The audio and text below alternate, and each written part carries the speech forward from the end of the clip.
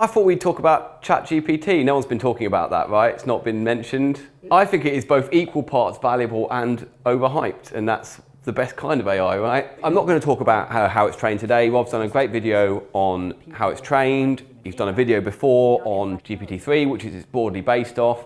And oh, that's bad. No. Oh, that's really bad. Philip Moriarty's also done a video on the 60 Symbols channel about if it's possible to cheat with ChatGPT. And so I suppose what I'm interested in talking about is it possible to detect cheaters in ChatGPT, and how easy is that to do? I've been looking at this really interesting paper by John Kirschenbauer and colleagues at the University of Maryland on if you were trying to change the output of a large language model like ChatGPT or any of the others in some subtle way that allowed it to be detected as AI generated rather than human generated, how might that look, right? And I think that's a really interesting question. Not does this system exist, can it exist? I just think if it was to exist, what would be a good way of designing it, right? I suppose you might think that the most obvious way would be we'd just train another neural network, right? That's what we always do. So why don't we train a large language model to detect the output of large language models? And the answer is, firstly, that's very inefficient, difficult to do, but also someone will release a slightly different trained large language model, or they'll refine the language model to some other slightly different task, or even the same task again, train it for a bit longer. The output will be subtly different, and then it won't work, right? And another problem is that for some tasks, there is only one answer. So if I say to an AI, write me a piece of code to iterate over a list, it may do that, and a student would probably give me the exact same answer, in which case labeling that student's answer as AI-like would be incorrect, right? So it's not obvious how you would solve this problem by just training another network. So this paper comes at it in an entirely different way. What we want to try and do is subtly change the output to avoid certain words, and by doing so, we can detect that that's happened with a high probability, right? So we can say there is very little chance that the lack of words is based on chance alone. This was generated using an AI. Right? And then there's other questions you've got to ask, like how do you do this in a way that doesn't make it so that the text is unreadable or not very good? Right? So that's what this paper is about, and that's why it's really, really interesting. Why don't we first recap very, very briefly how a large language model that's trained on next word prediction, which is to say quite a lot of them, does what it does. Right? And the answer is, well, you give it a prompt. Right? So you can give it a prompt yourself if you actually go on the website, but there are also prompts that happen automatically as part of APIs, and there's also extra prompt that goes in before you even start typing, right? To try and tell it who it is, for example, right? You're a large language model trained by OpenAI, I think is the text that I keep seeing over and over again, and I'm getting a bit bored of. So a large language model takes some text. So this is going to be T, T1, T2, T3, T4. That's your prompt. And then we want to know what is the next token in the sentence. We can then iterate this process. So we can say to the large language model, what's the next word in the sentence? It will do it. And then we can say, okay, now given T0, I didn't write a naught. There you go. Given T0, 1, 2, 3, 4, and now T5 that you just gave me, what's T6? And we can repeat this process to generate very long streams of text, right? And this works really nicely, as we've seen, right? Is there any way we can kind of inject ourselves into this process to influence what it does? Well, the way that this generates text is it doesn't actually tell you what the next word is. It essentially tells you how likely it is, right? So you might have a sentence that says something like, I ran up the, right? And then for every word it could produce, it tells you how likely it is to come next, right? So a few examples, right? Hill, right? Slope, I guess. Stairs. Stairs, yep. And then perhaps a slightly out there, football, right? Which doesn't make any sense as a sentence, right? So the likelihood of hill, I would say, is fairly likely. So that would have a high likelihood. Slope maybe a slightly less likelihood. They should be the same width.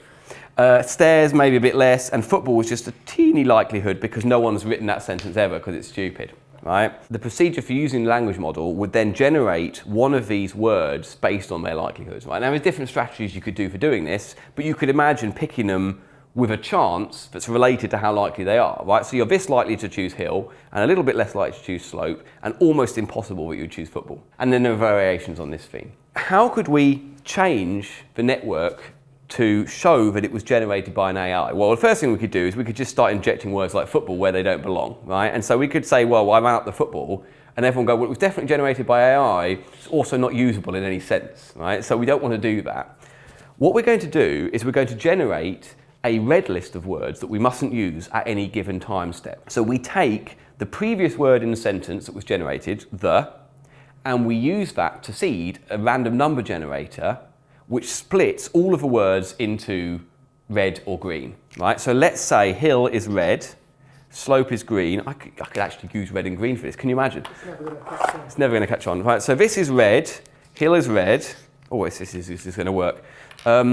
Slope is, I've just drawn a green circle around. You said red as you drew it as well. All right, you're going to leave that in the edit, aren't you? All right, hill's green, right, and we'll say no more about that. Slope is red, stairs is red, and football is green, right? It's a terrible example because hill's already the most likely. There could be many hundreds of words we could use in that sentence, right? And discounting them completely. So this is 4 examples that I thought up. This is a very long list of possible words.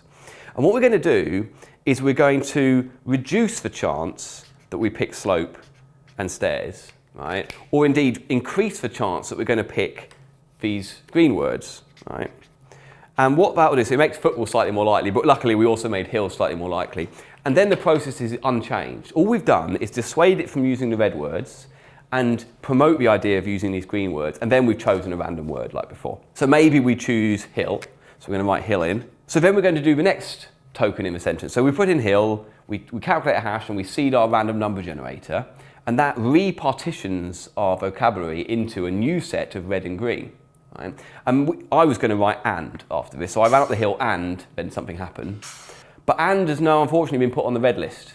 Right? So the chance of picking and has been reduced, maybe then has been lifted up. So maybe then is a green word, and so on.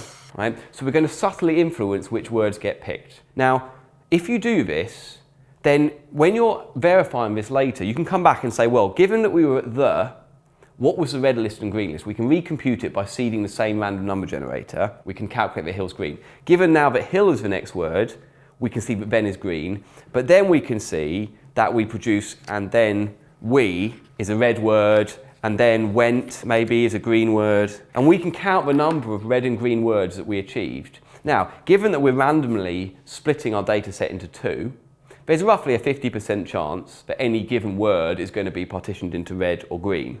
But if we're dissuading the network subtly from producing red words, there's going to be a lot more greens in here than there are red, right? And so over a paragraph of text, or even a sentence or two of text, if you've got mostly green, that is extremely strong evidence that you were running through an AI that had this running on it, right? Where we subtly influence the output. So I'm now thinking, well, where do you store things like kind of that random number seed, or how do you get to that? So what we wouldn't want to do is split the data set once and for all into red and green and then stick with it, right? Because then you would have a really important word, like football does get used in sentences, as red, and we'd be dissuaded from using it, and then you couldn't ask your AI about football at all, right? Which I don't, but you could. This is why this seeding of the random function makes so much sense, because it produces a new red-green list every time you move to the next word in the sentence. Right? And so this is just stored transiently very quickly, right? It doesn't take long to hash this, it doesn't take long to seed a random number generator, and it doesn't take long to determine whether a word is in the red or green list. So this adds a negligible amount of runtime to your already pretty significant computational resource of running the language model at all. But when we come to actually analyze the results, we can look at this. For each one, we can say, okay, what was the red and green list at that time? Is this red or green? What was the red and green list at the time? Is this red or green? And we can count up the number of reds and greens, and then we can perform a statistical test that says, if this was a real sentence where it was 50% each red and green, but we've actually got this amount, what are the chances that this was by chance, right? And the chance is vanishingly low, even for short sentences. So it's not quite as simple as this, right? Which is why there's about 25 pages in this paper and not one. The problem we have is sometimes the next word is incredibly obvious, right? So the example from the paper is when the first word is Barack, right?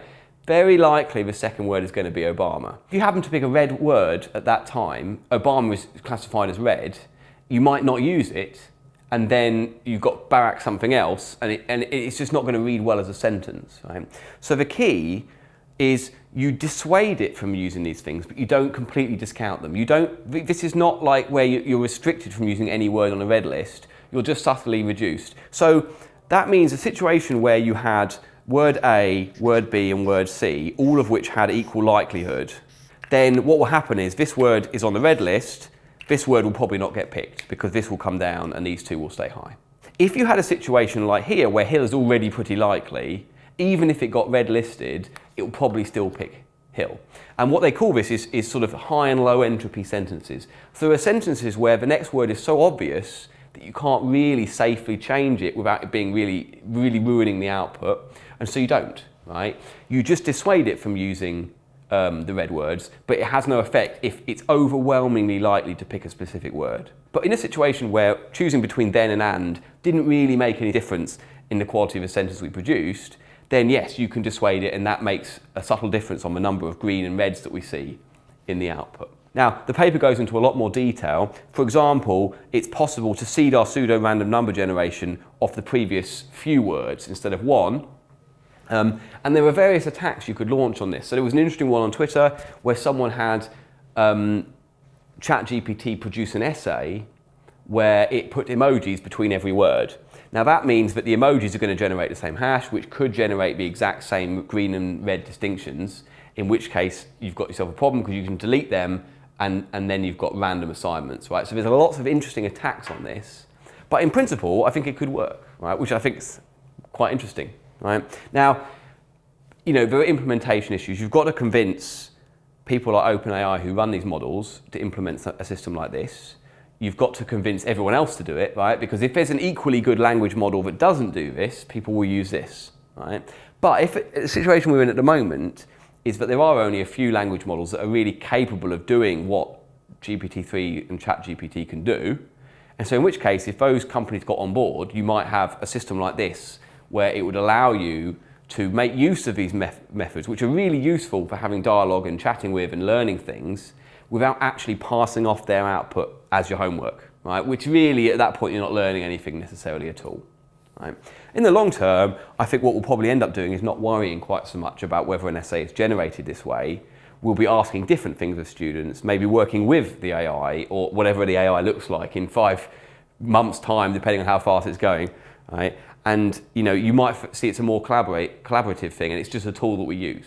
Right? But at the moment, we're in that kind of slightly odd position between it's become a tool that we use and we know how to use it, and it's messing around with all our exams, right? And that's the place we're in. Suppose you wanted to cheat, could you generate an essay that had a system like this and then change sufficient words? The answer is that you would need to change a lot of words, because you've got to go from almost no red words to about 50% red words.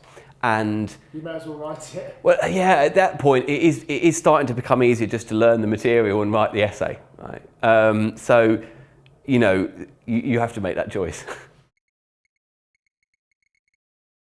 Oh, that's really bad. The very first line is nonsense.